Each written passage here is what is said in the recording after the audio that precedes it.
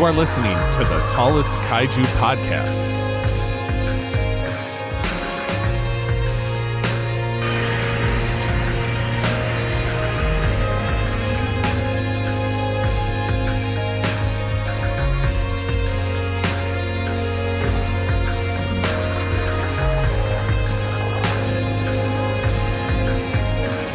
Thank you for tuning in to the Tallest Kaiju Podcast.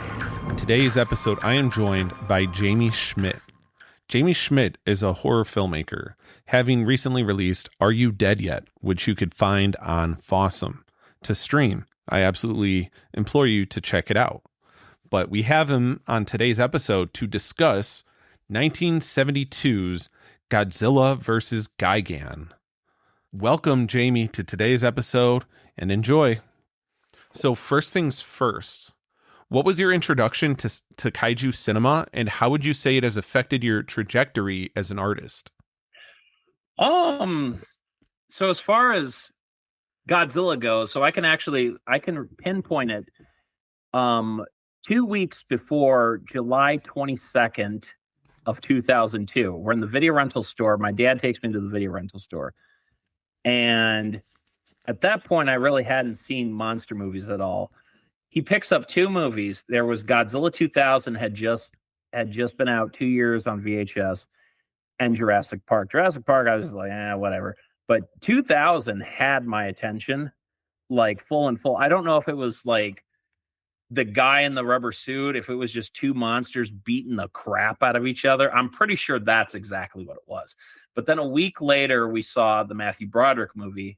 And I know there's a lot of people that don't like that movie, but because that was like my second one, what are we at? 38, 39 now? Mm-hmm. It didn't bother me at all. So 2 weeks later, it was June 22nd, 2002, because there was an ad for Halloween Resurrection. It was coming out in theaters. Nice. Mom, and it's a Saturday. I'm sleeping upstairs. Mom goes, "Jayme, you ever heard of Godzilla versus King Ghidorah?" I'm like, "What?" I go downstairs. Sci-Fi Channel's running a whole marathon. It was all the Heisei movies, and then later that night they did Mechagodzilla, Gigan, and about 2:00 in the morning, it was King Kong versus Godzilla. So then after. The one thing that I actually like about the 98 movie is they had an awesome website back in the day. You could like go and look at all the previous Toho movies on top of it. There was a whole Toho archive. And so at that point, it became kind of a monster hunt to try to track down as many monsters as I could. Aside from Godzilla, my all-time favorite movie, King Kong, the Jack Black, Peter Jackson movie. Oh, I absolutely adore that one. Yes. That movie, when I saw that in theaters on my birthday, that movie told me right then and there, this is what I want to do with my life. That was the movie that right then and there that said, I want to make my own movies. Yeah, and I totally understand, because like Peter Jackson had just come off of Lord of the Rings and went right into King Kong, and it has that same level of like epicness, I guess you could say. Oh yeah. And it looks incredible on 4K. I probably got it right behind me somewhere, but yeah, I got this guy. Yeah, I got I absolutely adore this movie. I love his production diaries. I absolutely adore like the amount of stuff that he put on that DVD and that Blu-ray. That has to be at least somewhere between 10 and 20 hours worth of stuff. It's incredible. But if you haven't, it fascinates me watching Lord of the Rings and King Kong, because at the beginning of the 90s, if you haven't seen it, you need to see his movie Meet the Feebles. It's like the Happy Time Murders before the Happy Time Murders was a thing. Yeah, I haven't seen that one. I thought you were going to bring up like what is it, Dead Alive or Brain Dead? Alive. Yeah, no, Meet the Feebles. I did hear about that one not too long. I haven't seen that one. No. You need to see the trailer. It was the most mind-boggling thing. It made me want to watch the whole movie. It's just a really, really bizarre movie, and I'm like, this is the guy that made King Kong. Yeah. It puts everything in a weird perspective. Yeah, because I wonder what got him the job to to even get the first Lord of the Rings, because at that point, wasn't his like last film, like wasn't he doing horror up to The Fellowship? Frighteners. Oh, okay. So Frighteners was a little less genre.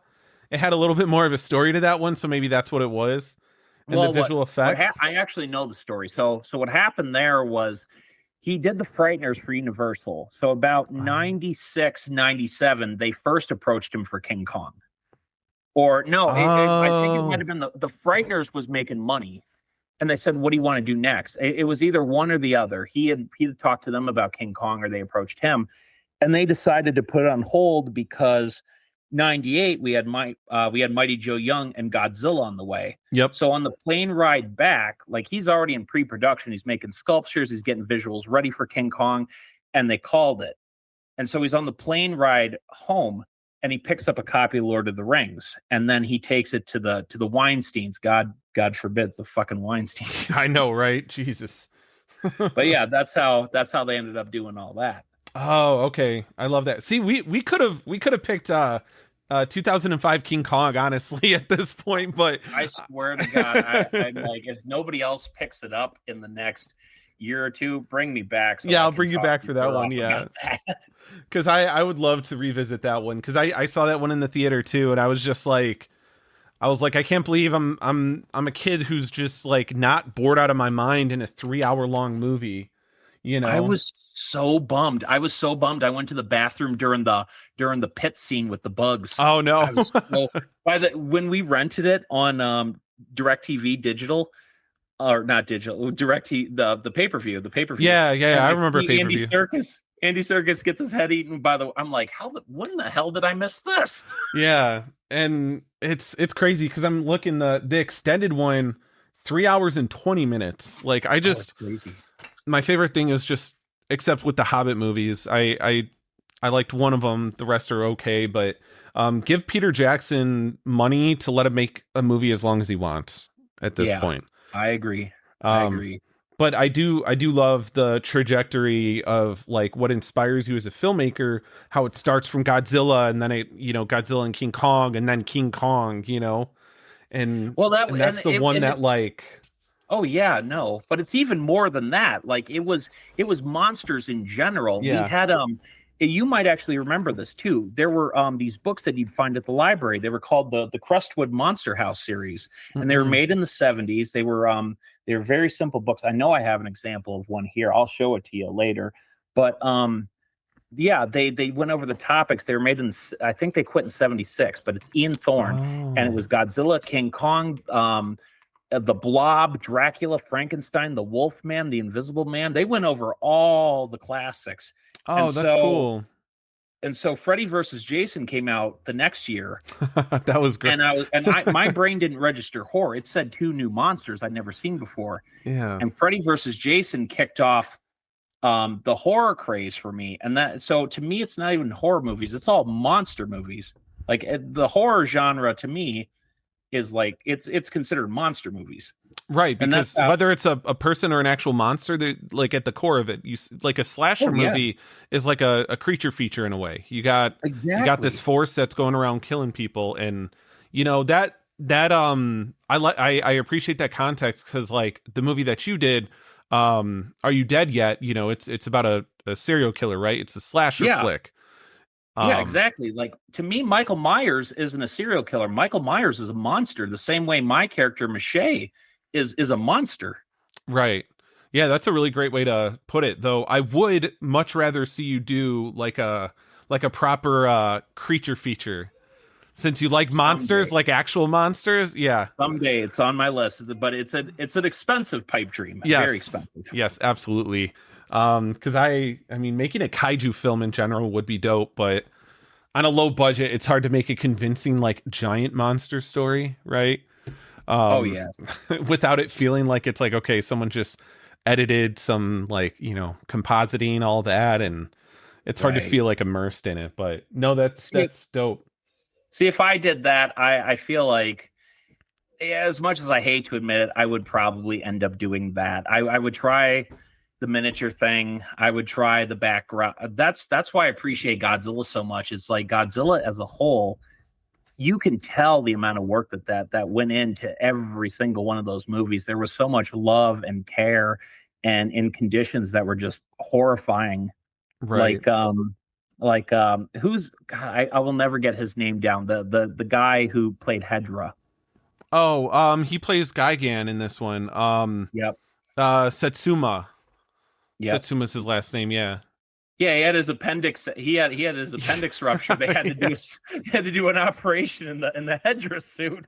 Yeah, it's funny because Firewood Media brought this story up, and while it's true that he did have to get it, I think he only had like part of it on, so it wasn't like, which it would have been funnier if he was just decked fully out in the Hedra suit, but I think he maybe just had like the pants on or something like that, because you know how most of those suits were, it was like the overalls, and then you put like the top piece on or whatever. But that suit looks crazy, by the way. I'm looking, I saw a photo of it. I'm like, how the hell does anybody operate that damn thing? yeah, major respect to the actors in the suits. But absolutely. Before I move on though, what video store was it that you went to? What was it called? So we had in our town, so I grew up in Dyersville, where they got the Field of Dreams site out there. I went there on like a mini vacation when I was a kid. We went there because I used to sneak into the house and have parties when I was a kid.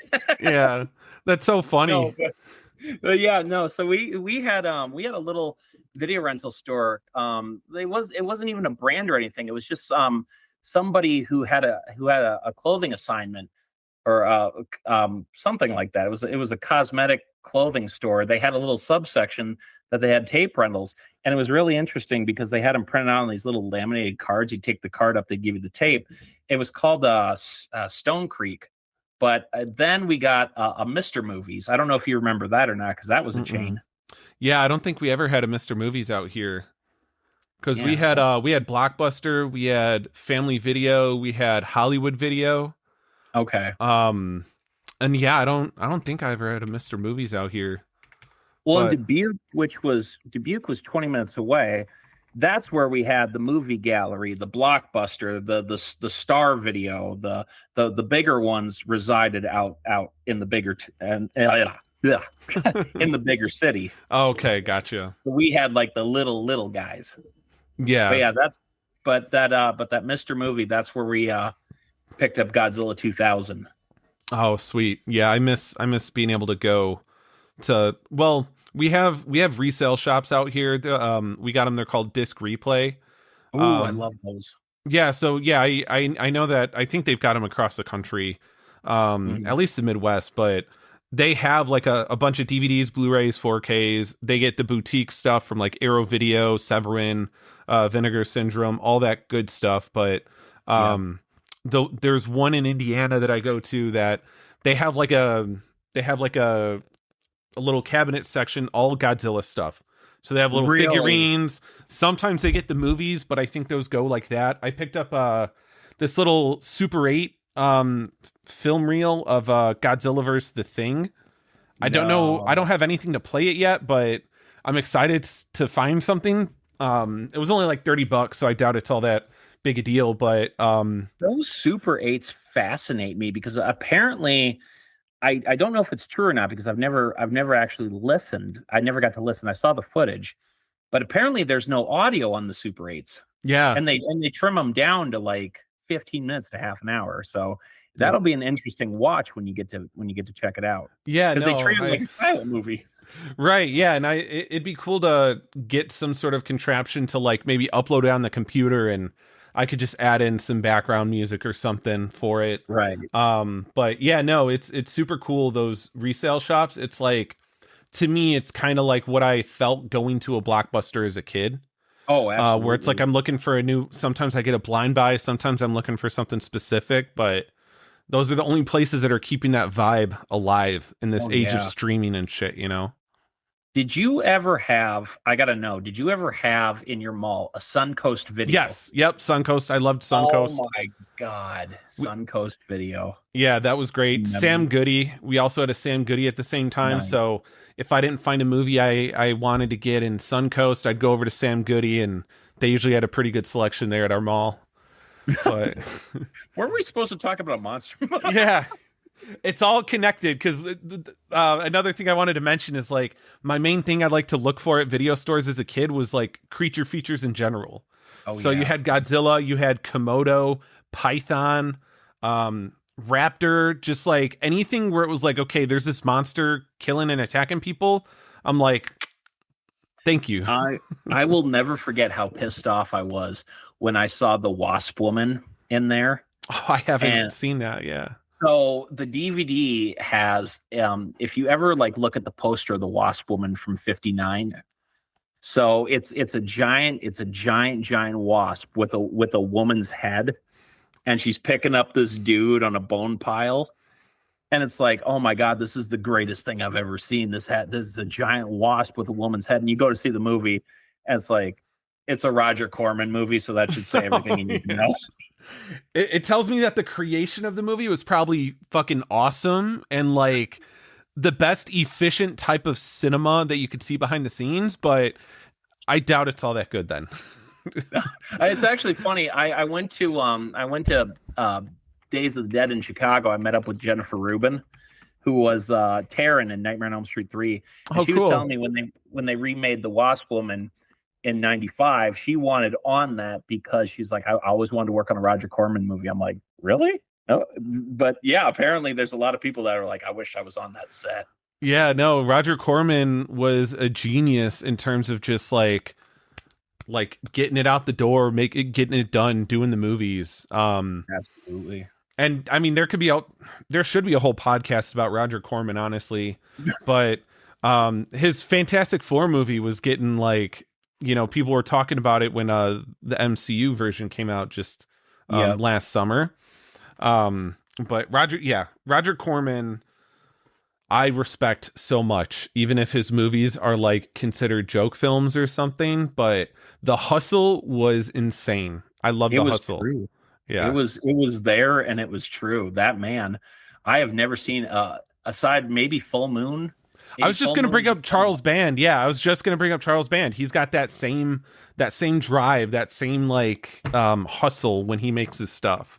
Absolutely. Just boom, boom, boom. Asylum Pictures, those guys, the Mockbuster guys, you know, they're the same way. I mean, it sounds like they're a little more intense with how quickly they're putting things out the door. Because I've interviewed a director for them before. But they're also just like very lean filmmaking, man. Just boom, boom, boom, boom. And I respect the hell out of that. Absolutely.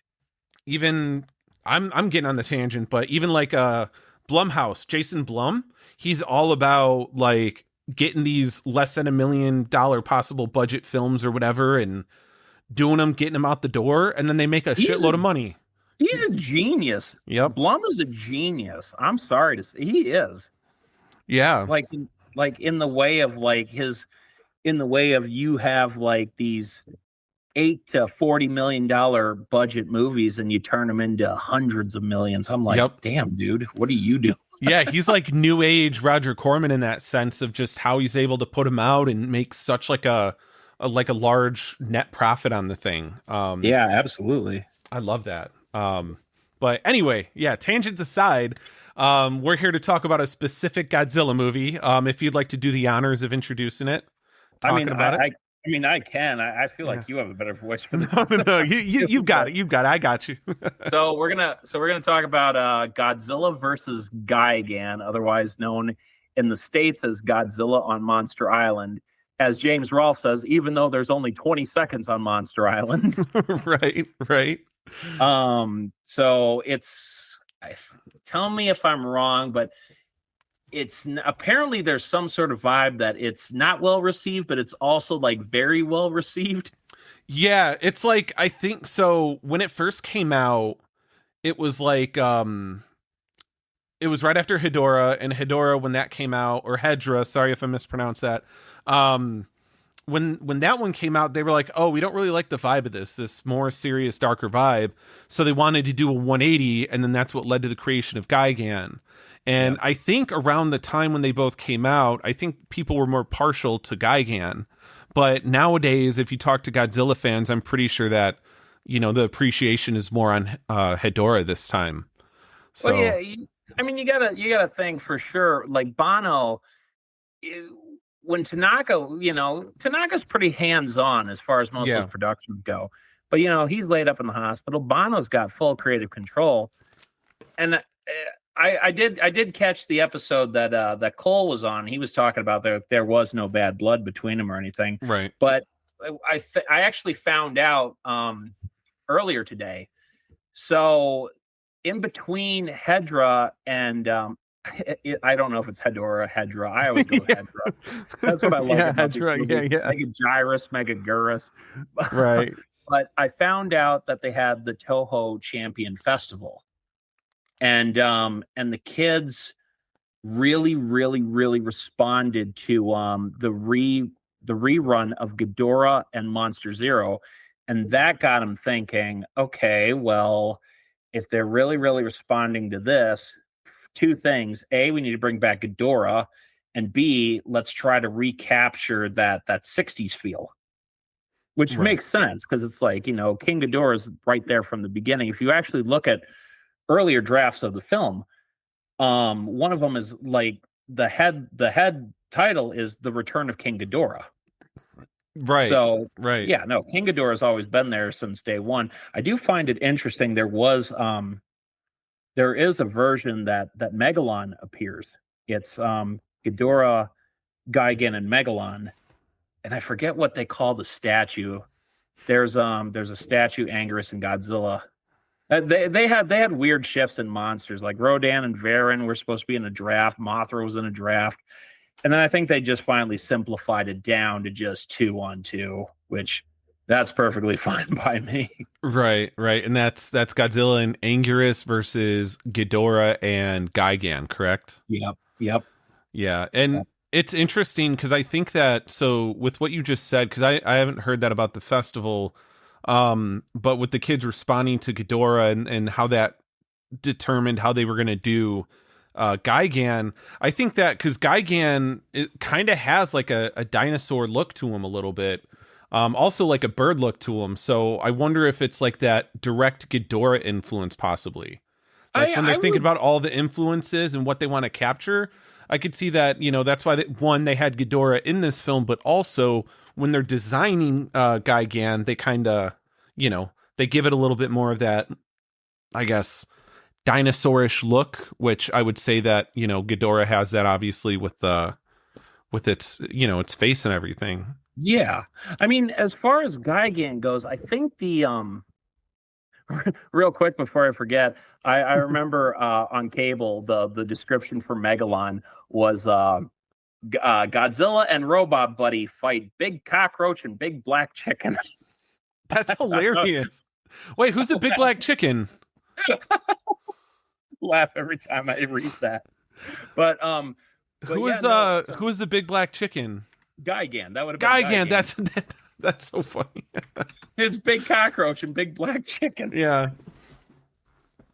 But I do remember so as far as Gigan goes, I think they were going to try before the scales. There was going to be yellow feathers. They were going to Oh, incorporate okay. yellow feathers, and instead they went with extra Ghidorah scales.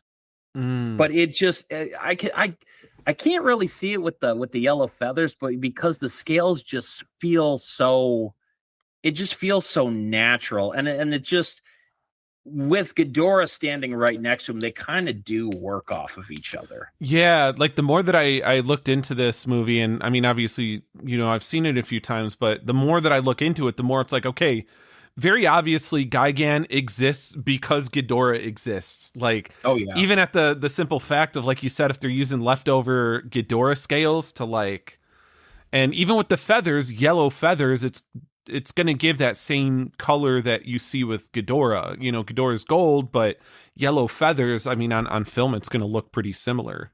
yeah. So I think there was definitely a distinction to make him more chicken-like than it was dinosaur-like, but that's just my personal I mean, opinion behind the matter. It could be one or the other. I won't know until I ask either the costume designer or Jun Fukuda, but good luck with that. Right. Yeah. Yeah. That's going to be kind of difficult to do. Just a little Um, bit. but a thing that I really liked about this movie that, I don't notice until I read about the thing afterwards, but this is the first time that Godzilla bleeds, which I think Oh is yeah. like super dope, especially thinking about how people thought Hedorah was darker in this one. Not so much, but like, yes, because you got Godzilla and Anguirus like bleeding and getting cut. And it's so funny to me that the special effects team, they were getting requests from children, like writing into them, asking them, well, how come these monsters don't bleed when they fight? Like the kids are like looking for more carnage out of it, which is hilarious to me. I, Um, I but think they got that from Hedra. yeah, Because when he hits his hand, his bones are exposed. And probably kids are probably looking at that, being like, "Why isn't there any blood?" right. Yeah. Yeah. No, that's a really great point. And it's just it's funny because it's like you think that you know what the kids want, but then you're like listening to the kids' feedback and you're like, oh, they kind of want the darker shit, I guess.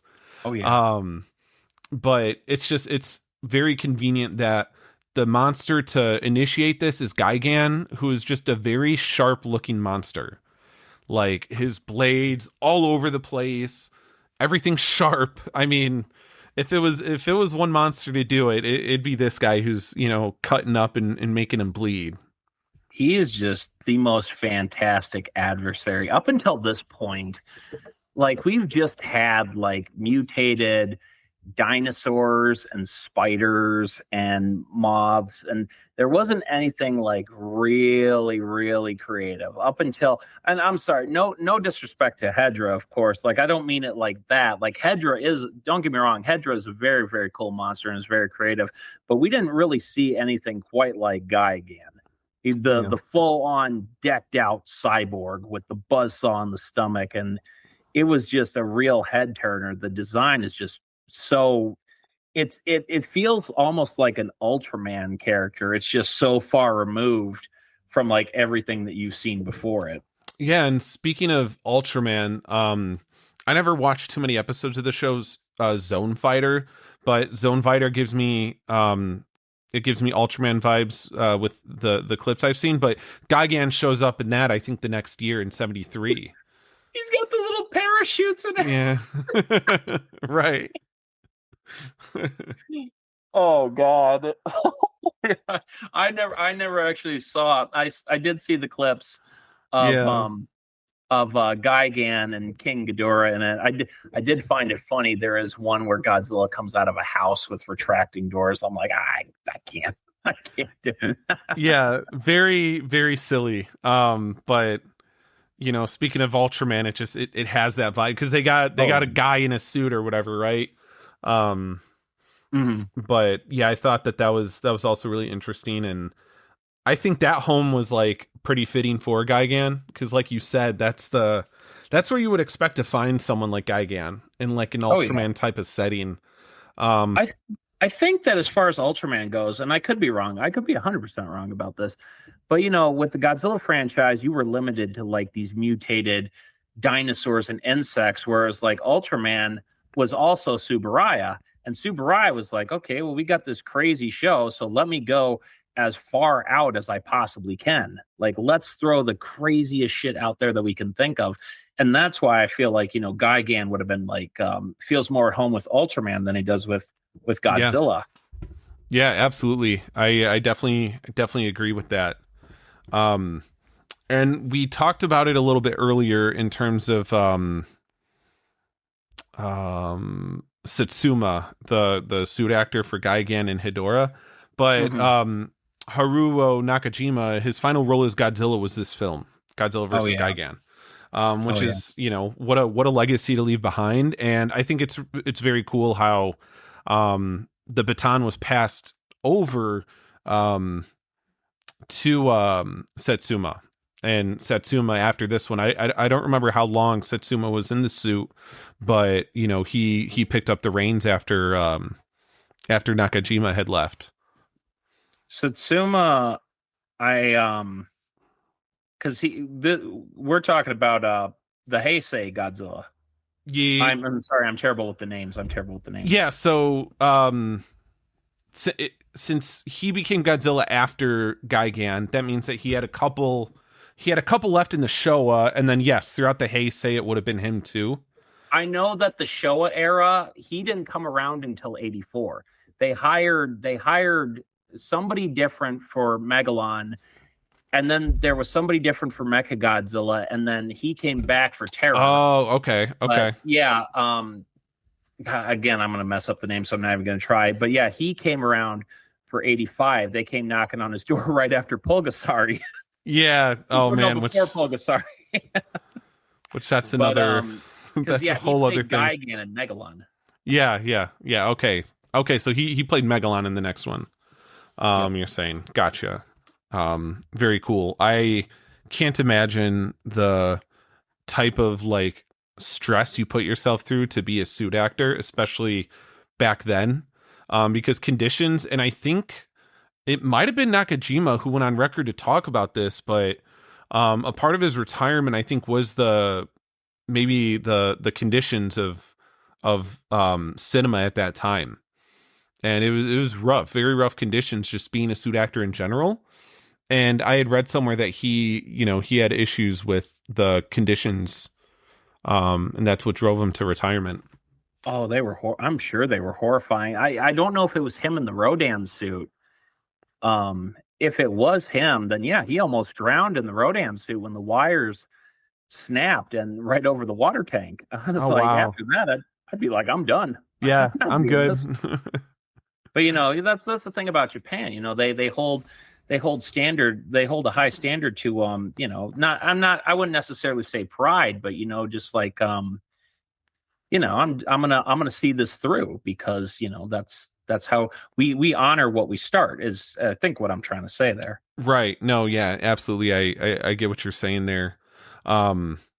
But it's I hope conditions are better nowadays, but I've talked to suit actors like in horror, and I think for the most part it's good, but some of them still had stories of like, they're asked to be on set at this time and then they're not actually shot in a scene until like almost 10 hours later.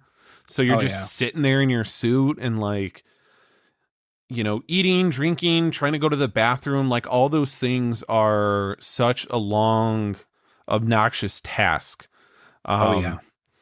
So, if you're on a set that doesn't know what they're doing, you're going to have a very shitty time.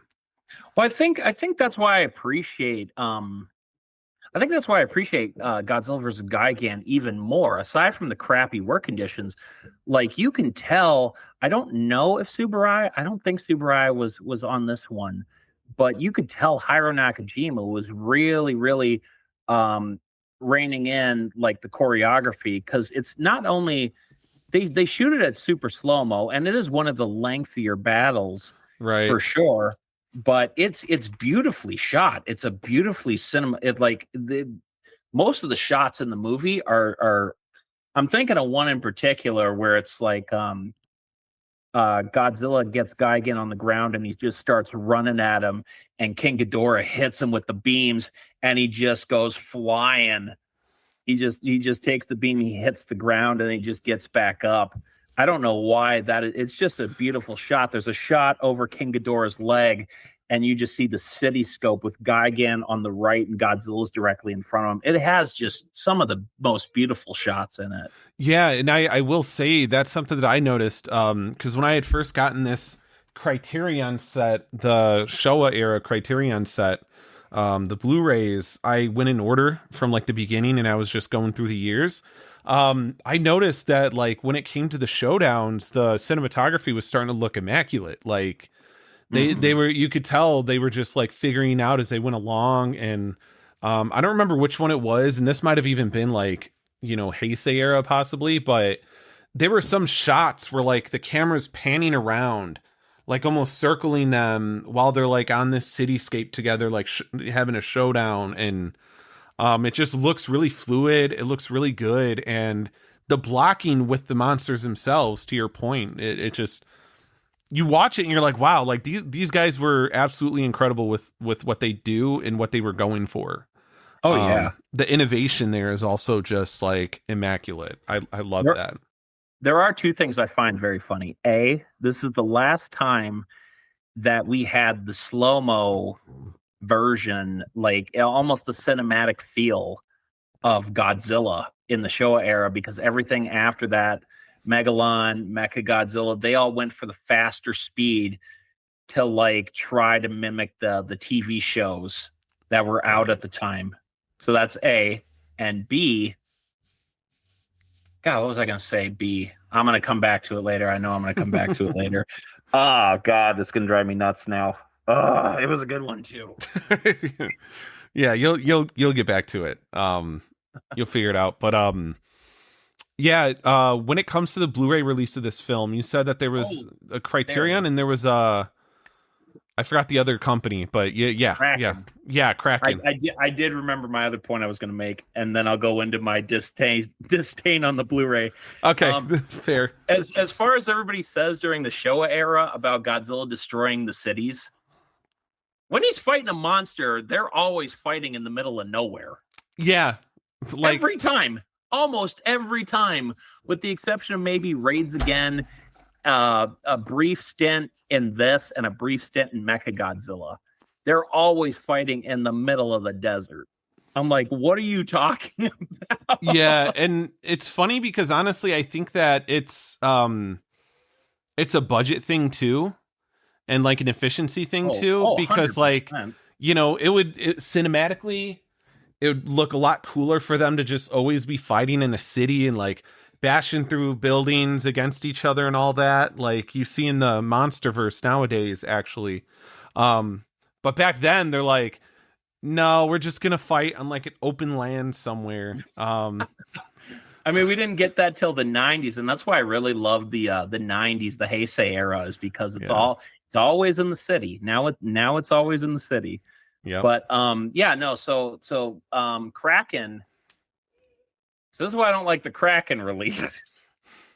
If you get the Kraken Blu-ray, I'm not even kidding. It is a literal transfer of the Sony DVD upscaled to 1080. You know how I know this? Really? If you listen, because I have, it's as a filmmaker, you know, you listen. You probably know this too. You listen for like certain sound effects. You know, you can hear certain things. When you hear the startup for Godzilla vs. Gigan on the Kraken Blu-ray, you can hear the end. You can hear the very end of the TriStar music. Oh, that's hilarious. Just like a second of the TriStar music. And I'm like, you literally took the TriStar version. But the only thing that I do give them full props for is the fact that they have the English dub, which you cannot tell me. I respect people who enjoy the who want to hear it in the original language with the subtitles. I respect that. But holy crap, that dub is just so much fun. Where else are you going to hear the guy go, "You're a hard bitch"? Really? See, and that maybe I should give a little bit more agency to the dubs, because for the longest time I've been a sub guy. I always love the subtitles. I even watch subtitles in normal just like English movies or whatever. It's just like a habit now. But yeah, like dubs are always so corny. That's why like I especially anime, I try not to watch with the dubs. I watch it with the subs instead. But I feel like with these movies, it would be charming to hear the dubbed versions. I think as far as, you know, the 70s aesthetic and it being the international dub really kind of works for a movie with, you know, hippies running around with bell bottoms and shit. I'm like, it does. There is something, you're not wrong. There is something very charming about watching this, at least this movie in particular, and maybe Mechagodzilla too. Mechagodzilla had a really good dub. But yeah, no, there's definitely something that is, and I might just be saying this because, again, I grew up on these movies on the Sci-Fi Channel. Yeah. Which, so here's a weird thing about the Sci-Fi edit of this movie. So they had the international dub with the original title cards from I think it was the VHS release out of 86, 87. Whenever 1985 had come out. Those were the two they picked up, was Mechagodzilla and Gigan. But the weird thing about the Sci-Fi Channel edit, it was in letterboxed So the scam that they have, if you watch the dub version from the American version from CinemaShare, which they got their transfer from, there's no bubbles. There's no manga bubbles. Hmm. But on the Interesting. Sci-Fi Channel with the dub, they included the manga bubbles. It was a weird little thing that I'm like, you'll never see this again unless you like watched it then in like 2002 on the Sci-Fi Channel. Right. There's this weird little edit. I'm like, that's you'll never see it again. It's kind of weird. Yeah. No, that's definitely interesting. I keep saying weird. I don't like that. Yeah, I mean it is, right? But in a good way. It's one of those, the good type of weird. And it's funny because like, did those manga bubbles show up in any other movies of No. Godzilla? So I think Because there's a manga artist in this one, like that's a part of the story, yeah. right? So see, this is what kind of has me a little, a little. I wish they would have done this instead. Um, so the story is about this manga artist, Gango, works for the children's. We didn't, Christ, I didn't even give an overview of the movie. But yeah, this guy and his Scooby pals. Right, yeah, because let's be honest, yep, that's exactly who That's they are. exactly what this is. This guy and his Scooby pals investigate this children's monster land, and it's just. Can we talk about for a second how crazy this is? Just the idea of like cockroaches wearing human skin, and I do appreciate I do appreciate. We'll come back to the manga thing for sure, but I do appreciate where it's like they tried so hard to piggy bank off the Hedora thing with the pollution, the Right. pollution message, but it wasn't like as strong as it was in Godzilla versus Hedra. It was like oh hey, so our planet died because of pollution, so now we're coming here. But I'm like, you guys I just want you to like say it out loud. Cockroaches wearing human skin. Yeah, yeah, and I love how like, and at the end, I mean, spoiler alert, but at the end when they defeat the cockroaches, they trick them into shooting TNT, and when they do it, it's just like so before I get to the funny part of that, when after the explosion, you see like the humans, and then they just change back into like the cockroach forms or whatever.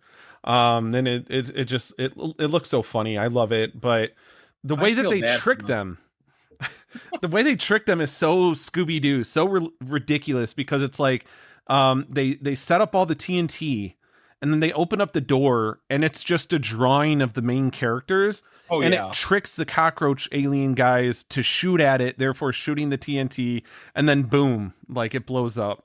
And what in the Wile E. Coyote was that? You know what I mean? You come billions and billions of miles away. Yeah. You're supposed to be like this super, super intelligent race that survived your own planet's nukes. And a freaking drawing was enough to take you out. Yep. That's all it took. But as far as the manga thing, from what I understand, the original draft, Gango was supposed to like, because at the beginning of the movie, he presents Shukra and Mamagon as like the monster of homework and the monster of strict mothers, and the guy's like, I think it stinks. Oh, you haven't seen the dub. Right. I need to watch it though. I need to watch it. You need to watch it dubbed. It's funny as hell. It's funny as hell. But I guess the original story was, as the movie goes on, he's like continuously drawing, like literally drawing inspiration. By the end of the movie, he goes back to the guy with a new thing, with the whole plot of Godzilla versus Gigan as a manga, and presents that to him instead. And I wish they would have done that, but I get the I do enjoy the Indiana Jones and the Last Crusade off into the sunset, him and Anguirus just going. Mm-hmm. I do respect that. Yeah, and I wonder, nowadays they might have done it, but it'd be cool if they would have done like a manga like simultaneous release with this film. They should have. Right? They really should have. That would be like really good marketing material, and it would also be a cool thing to like have with this project. See, that would have been dope. I don't know. Going into Megalon territory, when Cinema Shares put that out, because it's interesting. They put out Megalon in the US before they put out Gigan, which is weird. So Interesting. 76, they had that huge Megalon campaign with the buttons Godzilla for President, and they had this comic book. They had this 2-page comic book that they gave out to all the theaters of Godzilla versus Megalon to promote the movie. I wish they would have done something like that. Cinema Shares would have done something like that for Godzilla on Monster Island. Yeah, I think that would have been really cool if they were able to, pull that off. Yeah, because the comic book tie-in thing feels more appropriate for Gigan than it does for Megalon. Right. But again, marketing. What are you gonna do there? Yeah, that's the thing, right? And hindsight's always 2020. Years later we're able to figure it out. Absolutely. There is I do gotta say I appreciate for a movie that's filled with, stock footage. The stock footage doesn't bother me in the same way that it's like everybody talks about, they just reused all of Akira Ifukube's music. It's like, no, first of all, that's the perfect person to pull all that music from. And second of all, this feels like a celebration. This, for some reason, maybe it's just the fact that Akira Ifukube's music accompanies the entire film. This particular Godzilla, I don't know why, it does feel like a celebration before the new era. Like I was saying about this is high, like you were saying, this is Hiro Nakajima's last film. The next films feel like they're rifting more towards the TV shows. Everything about this movie, for some reason, feels like a celebration of out with the old and in with the new. Right. Yeah, I could see that, and I would probably agree then that it's more like a celebration. It's not, I don't think it's like being lazy or anything. And I had read that I think it was only 7 minutes of stock footage they used. Yeah, it wasn't bad. I mean, if you want to talk about bad stock footage, look at when Megalon swats the planes in its Gigan's hand. Right. Yeah. Good Lord. I get why they use the stock footage, because sure, a lot of the things throughout these movies are similar, so it would make sense just to kind of copy and paste stuff that was already done before to make it work. But they tried a lot more in certain cases than they did in other cases, like the example that you just gave. So absolutely. Hey, so now that I know that you haven't seen the dub version, do you know that obviously Godzilla, and first of all, that's funny as hell watching Godzilla and Anguirus talk. Yeah. But do you know in the dub that they speak English? Do they really? Oh my God. When we're done, you have to look up this clip of them talking in English. It's so weird. I'm sorry, I'm just laughing thinking about it.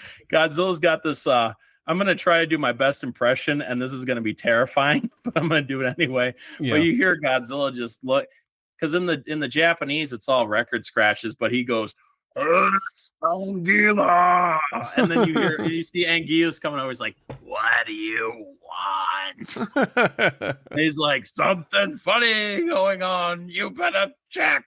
Okay. That's so funny that they would try a dub for that instead of just, I don't know, making it the same roaring sound effects in the original. So that's what I was talking about earlier with the bubbles with on the Sci-Fi Channel. They had the bubbles on top of the English audio, because when you watch the movie, if you see any transfer, it's either one or the other. You don't get them both at the same time. Yeah. I wonder if they have a recording of the sci-fi version somewhere. Someone might. I have one. Oh, you have one. I have it from 2002. You should get get it digital, get one of those. They've got recorders out there and stuff where you could go to a place, but you could get it digitally transferred. Oh yeah, no, I just hook it up. I'll just hook my VCR up to my TV. Yeah. That's no problem.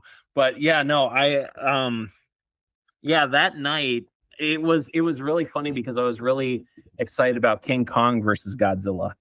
And then Yeah. Dad just happened to catch the last hour of Godzilla versus Gigan, but I thought that one was more interesting because Right. by the time I saw King Kong walking out, I looked at my dad. I was like, that's King Kong." He Yeah. just looks so stupid in that movie. Yeah. I still love it though. I love it. I don't know what's going on with Universal. I wish that they would put it out on digital. The hell with Blu-ray, the hell with 4K. Put it out on digital streaming. Yeah. Why is King Kong versus Godzilla the only movie that is a streaming nightmare? That's what I want to know. So that one's not available on. That's not on HBO Max or anything. Nope, it is not. Interesting, because that's how it was for Biollante for a while until recently. Honestly, for the longest time, Biollante was another one of them that you couldn't catch on streaming anywhere.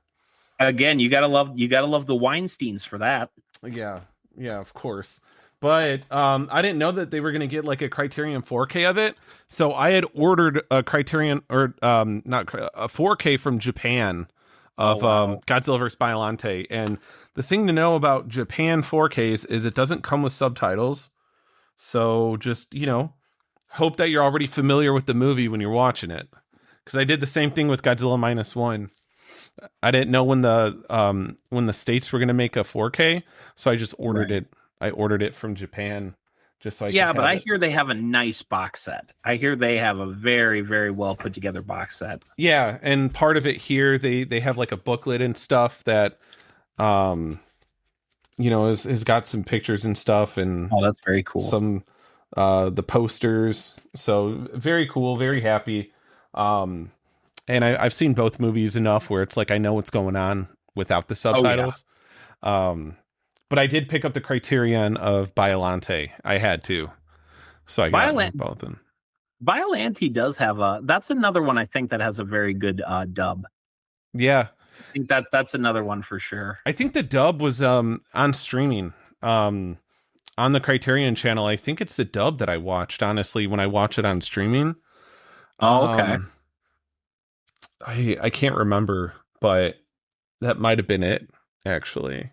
I don't know what the deal is with the Criterion movies that it's like some of them have dubs and some of them don't. Like Gigan doesn't have a dub, even though there was clearly one on the Kraken release Yeah. on Blu-ray. So it's like if I want the dub, now I have to spend another $30 to get the out of print Kraken version. Yeah. Right. I don't understand, like, what was it that was okay with Destroy All Monsters having a dub available and Godzilla versus Mechagodzilla having one, but not like Hedorah or Gigan. It's weird to me. It's weird that like certain movies got the approval and other ones didn't. It could have been just whatever was provided for Criterion when they were doing the transfers. Sure. It could have just been like what they were given from the company that, you know, because I can't imagine they would make like a conscious choice to be like, nah, we're not going to do the dub for this one. Right. Like, we're going to do for some and not for others. But I imagine it has to do with just the state in which they're receiving some of these copies. That's fair because they probably wanted to rush it out as quickly as possible too. I mean, I don't know how Criterion operates. I'm just almost kind of assuming. Right. So, before I get you out of here, I do want to talk a little bit about what you do as a filmmaker. So do you want to talk about if there's anything you're working on right now? Maybe give a little rundown of what's available out there and where we could watch it. No, I'm just kidding. I'm just kidding. All right, thank you. Have a good night. No, I actually, it's really funny because for the majority, I do like to talk a lot, but at the same time, I'm a very shy guy, which is Yeah. which is interesting. I don't know why I don't like to talk about myself a whole lot, but yeah, I am kind of a filmmaker. I feel like I'm a film fan first, Right. and then I just kind of do this as like just because I want to. But I just made a movie. I just made a horror slasher called Are You Dead Yet? And that's out on Fawesome right now. We got a distribution company, Blood Pack Films. They're doing the Blu-rays and the DVDs right now. I think it's supposed to go to Tubi later this month. Oh, cool. So you can catch it a couple different places for sure. And then right now I'm working on my sequel, part 2, Blood Battlefield. And other than that, I sit there and I'm because I do know a lot of filmmakers and I watch how like their process goes, and they take off time like 2-3 months and they get all their stuff out of the way and everything. And I don't have the budgets that I work with are like pennies compared to what they have. So it's like, and everybody that I work with, we're all friends. We all have kids, we all have lives. So we usually take like about a year to shoot. So anytime I'm working on something, it's more like a hobby than it is like a genuine profession. So I take a little bit longer than other people do. So right now, main focus is Blood Battlefield. But then when I'm done with that, I'm going to be working on a comedy. I want to do this vampire comedy in the in the vein of Clerks, Oh, nice. where it's a vampire bar, and you got the bartender who's just a regular Joe Schmo, and everybody else in the bar is a vampire, and it's just like you go through 2 hours of his day, and it's just nothing but constant barrage of just vampire joke after vampire joke. And just that's why I like Scary Movie 6 so much, is it's like not to get too political, because I don't want to do that, but I do like how they basically said, yeah, we're going to go back to the way we used to make comedy, because comedy to me is offensive to everybody. So I'm like, okay, how can I make a vampire comedy that offends everybody? Right, like it's equal in that sense. Like it's Exactly. because I But when you pick and choose, that's when like the comedy, I think a lot of people have issues with some comedy, is when it for sure. picks and chooses. But even if you want to offend everybody, at least make it funny. Yeah, Because I notice things where it's like people say like, oh man, it's too PC out there, comedy's not as funny, and then they'll talk about what they find as funny, and I'm just like, but that wasn't funny. You're just like being a dick, But yeah. Scary Movie 6 looks clever, right? They're doing it for the love of the game, it seems like. Right. What you find funny is not what I find funny, and that's okay. That's why comedy is comedy. There's all different types of comedy. There's Will Ferrell comedy that's awkward as hell. There's the Three Stooges, where they beat the hell out of each other. Yeah. We should have, I swear to God, we should have had the Three Stooges meet Godzilla. Yeah. I would love that. But yeah, no, I think that's why I appreciate the Wayans brothers coming back, because I'm like, good, maybe we can get a 23 Jump Street now. Oh my God. I absolutely love 22 and 21 and 22 Jump Street, and they were supposed to do a crossover with Men in Black, and I think that would have been the greatest thing. That would have been amazing. Perfect. So the real question is, would that have been rated PG-13 or would that have been rated R? R, for sure. First Men in Black movie to be rated R. Yeah. Yeah, because I don't think you'd be able to make like the 21, 22 Jump Street movies PG-13. That it'd be a little hard to get that. It'd be easier to change the typical PG-13 of a Men in Black film to rated R. Oh, 100%. But yeah, no, as far as filmmaking goes, that's about all I have as far as stuff in the iron goes. I prefer working on other people's stuff, and I enjoy like going out and if somebody else is working. I like a lot of behind the scenes stuff. So if I got a friend or somebody working on something and I can actually make it out there, either I'll just be a background or I enjoy being behind the camera, especially to like learn more about like what's your process. Not that I'm like, I'm going to steal your process, but it's like, what can I learn from you that maybe I'm having trouble with a specific situation that I can do better on? Right. It's all about learning how to better yourself for sure. Yeah, no, and I'm the same way. I love to help out on sets, whether it's doing PA work or first AD, just all that stuff. I just like helping shit get made. Absolutely. And with your so with the sequel, Blood Battlefield, where's that title come from? What's the what are we expecting where you're calling it blood bat? Are we getting into kaiju fights, man? Is that no, I'm kidding, but I wish. I honestly wish. This actually harkens to Jason. How familiar are you with Friday the 13th? a little bit. It's not my favorite horror franchise, but I've seen them. I've seen all of the films. I absolutely love Freddy vs. Jason though, but Jason himself, I'm not like into the lore as much. If that's Fair, what you're that's asking, fair. yeah. But you do know the basic concept of the mongoloid in the woods. Yeah. Yep. So I'll be honest. First and foremost, I prefer Freddy. Yeah. I've always preferred Freddy. Freddy has the voice, he has the jokes. Jason's just kind of like there, but I do love Jason. And if I could have made a horror movie that's more in the vein of Freddy instead of Jason, I would have. But as first time director, I was like, let's just go simple. But when I decided to do the sequel, I looked at Jason.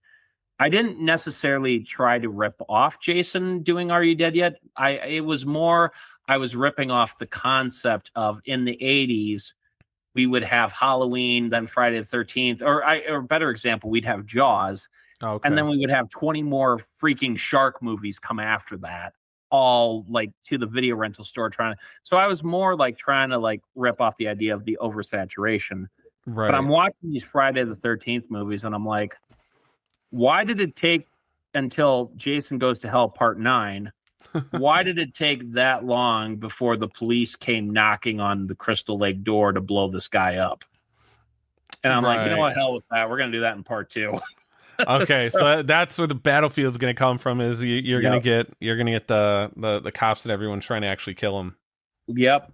I don't care. I don't even care if I spoil my own movie. I'm the one who's making it. I don't care if I spoil it. No, the whole last 20 minutes is going to be him, just going Deadpool, the opening of Deadpool and Wolverine on like 20, 30 cops, including our mutual friend, by the way. So hell yeah! Yeah, that happens. That'll be fun. We're actually we're shooting with him the 21st. Oh, cool. So you're already shooting this then. You're already working on it? We shot about 3 or 4 days so far. And then the winter hit and I was like, all right, well, because in the Midwest here, the winters get like really, really bad. They're so weird. Yeah. They'll get bad, then they'll get okay, and then they'll get bad again. So it's like, I'm not dealing with this. We'll wait till the winter goes. And then I was supposed to shoot earlier this month. And then I ended up having a back injury on Sunday. Oh, no. So I'm like, all right, well, I gotta sit this out for a while. But I have the 21st scheduled, so that's when we go back into production. And again, like I said, we just shoot on the weekends when we're free. So yeah, the 21st is just the next thing that we have scheduled. And yeah, so it's in a police station. We're kind of showing everybody gear up and ready to go out there. And then by the time the summer rolls around, that's when we'll come back and we'll start reshooting all the fight stuff. Oh, cool. Which is it's either going to go one or two ways. It's either going to be the greatest thing I've ever done, or it's going to be like, what have I done? Yeah. Have you upgraded quality with like any hardware, or are you just kind of doing it guerrilla style? I kind of like the idea of like with the first movie, we intentionally did try to make it look like a movie that you found on VHS in your mom and dad's attic that nobody had ever discovered before, and then somebody tried their best to give it a digital upgrade. Right. So I wanted it like that, but with this one, I'm kind of trying a little to polish it just a little bit better. Cool. So there's still the whole VHS home quality to it for sure, but it's just going to look a little bit more polished than the first movie. What camera are you using? We are using a Canon. Christ Almighty! I know it's an 8D. The first movie we shot on a 2000D or something. It was like a $200 camera. It was like Gotcha. nothing. It was like nothing. The output was like 1080. This time around, the point is we're shooting at 4K. There's built-in Oh, stabilization cool. this time. There's in-depth. We're working on the color grading. Like this time around, we're actually like, we have better equipment this time to actually, because at first I didn't know what I was doing. I mean, for the most part, I was like, okay, I knew what I wanted to do, but I'm not as knowledgeable. And every single day that I'm working on something, I'm finding out something new. I shot a whole scene without realizing I could turn on the stabilization the other day. And I'm Yeah. like, I'm not redoing this. We're just gonna hell with it. We're just gonna go as is because Yeah. it is. I'm happy with it. That's all that matters. I'm like, I like the way that it looks. I don't need to redo it. Yeah, no, and that's my favorite thing about indie filmmaking is just like most of it's just kind of figuring it out, just Absolutely, what works, what doesn't work, and then it's like, okay, cool, well, on to the next thing, and it's also problem solving, which is low key my favorite thing about it. When absolutely. shit comes up and you're like, all right, how are we gonna figure this out and Yeah, get the yeah. shot done? But no, that's super awesome though. I'm definitely looking forward to it. Well, thank you, thank you. I do say that King Kong is the movie that made me want to make movies, but James Rolfe making the Angry Video Game Nerd movie, that was the movie that showed me I could do it. Oh, interesting. Yeah, he's a Midwesterner too, right? He's out in He's Pennsylvania. Oh, is he? Yeah, Who's the one that's in I isn't there one of them in Chicago? One of those that's YouTube guys? that's that's the nostalgia Nostalgia critic. critic. Yes, okay. I That's who always that mix is. them up. Obviously, I'm not really much of a fan of either because I always mix those guys up, but That's okay. That's okay. It is funny. We did get James the because he does the Angry Video Game Nerd. yeah. We and I that was actually the first time watching the Angry Game Nerd. I was like, there's somebody else out there that likes Godzilla just Yeah. as much as I do. That Yeah. was a real eye opener. But he made a small cameo in the first Are You Dead Yet? And that was like heaven on earth for me. I was like, I never thought in a million years. But it's like with each thing that I do, I just want to keep getting more like progressively like work with people that I've always wanted to work with inspiration wise. They don't have to be like, I'm not talking about Leo DiCaprio or anything like that. I Right, don't, I don't right. need that in my life. I'm not a bad guy, I'm sure, but I'm just like, I'm shooting for the low stars first. Like, not Yeah. even like, I'm not saying that they're inferior, but it's like, these are people that I want to personally work with. Like, Absolutely. those are the people I'm aiming for. Yeah, yeah, 100%. But thank you so much, man. I'm gonna end the recording here. I really appreciate you coming on. I had a I am great time so talking.